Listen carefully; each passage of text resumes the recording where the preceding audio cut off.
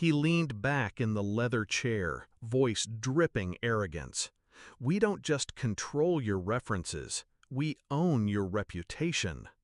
The room was cold, but the sneer in his tone burned. He slid the papers across the table, a contract dressed in legal jargon. His eyes dared me to resist. I didn't. I smiled, picked up the pen, signed. What he didn't notice was how carefully I watched his reflection in the glass wall, how I memorized the twitch in his jaw when power washed over him. I used to admire him, the CTO, a man I once thought brilliant, a mentor who had welcomed me into the company like family. Back then, I believed in his vision. We'd stay up late, sketching ideas on whiteboards, dreaming of disruption and legacy. But the cracks appeared fast. First, the subtle digs about my inexperience. Then, the meetings I wasn't invited to. The contracts I was told to sign just as formality. And the silence, cold, suffocating silence, when my ideas suddenly reappeared from his mouth, polished and claimed as his own. The final betrayal came at a board dinner. He raised his glass and announced his breakthrough, the very system I had built line by line. Everyone clapped. My name never left his lips. I knew then I wasn't a partner. I was a pawn. The contract he forced on me was supposed to be the cage.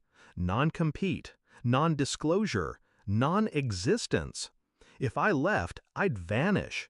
He'd scorch my name, salt the earth where I stood. So I left quietly. No fight, no farewell. Just a smile. But silence is not surrender. I studied that contract like scripture. Buried in its arrogance were loopholes, messy clauses drafted by someone too drunk on ego to read fine print. I brought it to a lawyer I trusted, someone as patient and meticulous as I had become. Together, we built the skeleton of a plan. I disappeared from the CTO's radar, but I didn't disappear. I built something new. This time in shadows, no press releases, no LinkedIn noise. Quiet growth, quiet allies, quiet power. Every time a VC asked me about the old company, I played the humble ghost.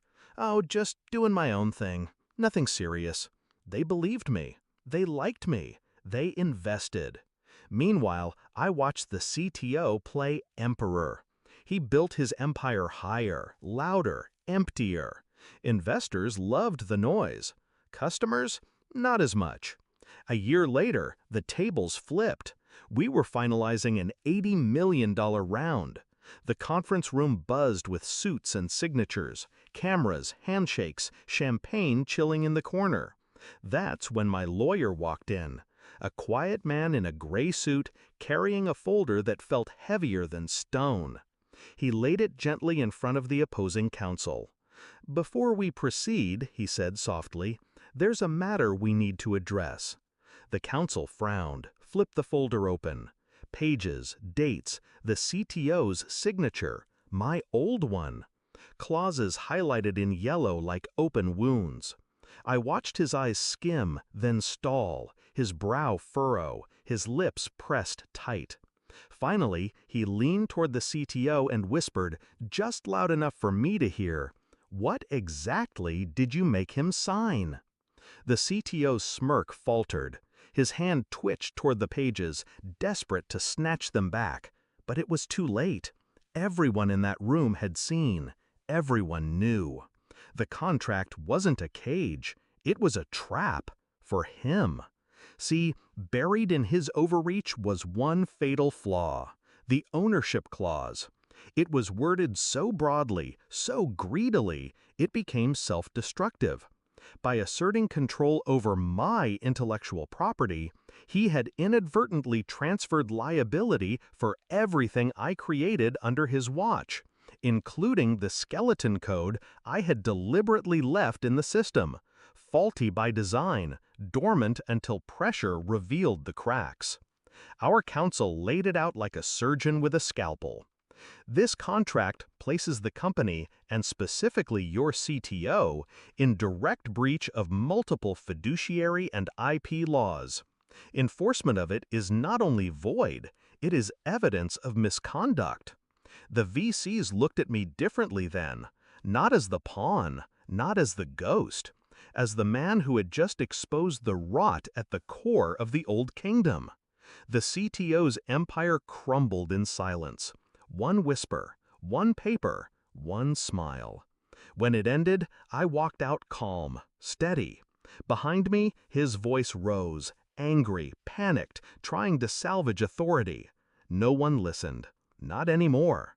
I didn't need to gloat. His downfall was louder than anything I could have said. Now, the funding closed. The cameras clicked. My company breathes without his shadow. And when people ask me about the past, I just smile. Because revenge doesn't always roar. Sometimes it whispers in legal ink. And sometimes the most devastating signature is the one you give them willingly.